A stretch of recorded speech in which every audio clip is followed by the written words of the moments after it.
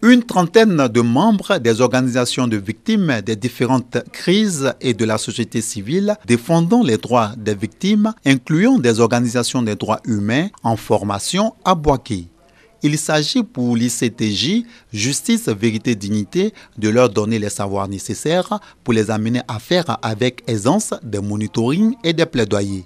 Cela à travers les approches de la justice transitionnelle. Le monitoring, c'est vraiment le suivi, évaluer ce qui se passe sur le terrain, les renforcer pour vraiment faire le monitoring du système de réparation qui existe actuellement en Côte d'Ivoire. L'ONG Femmes debout pour le progrès en Côte d'Ivoire, point focal de cette présente session de formation avec l'appui technique de l'ICTJ, veut redonner espoir aux nombreuses victimes que compte la région de Gbeke. Au niveau de la coordination de Gbeke, nous avons recensé 3800 victimes qui reviennent maintenant à travers le monitoring de 10 aux décideurs.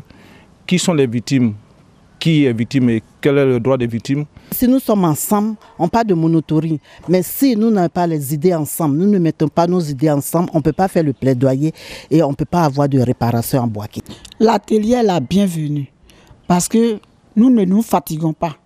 Tant qu'on crie vers l'État, il se pourrait qu'on trouve gain de cause. Dans l'optique de respecter son obligation à fournir les réparations aux victimes des crises ivoiriennes, le gouvernement de Côte d'Ivoire s'est engagé dès 2011 dans un processus de justice transitionnelle. En août 2015, une phase pilote d'indemnisation avait permis de faire bénéficier 4500 victimes, dont 3500 ayant droit de personnes décédées.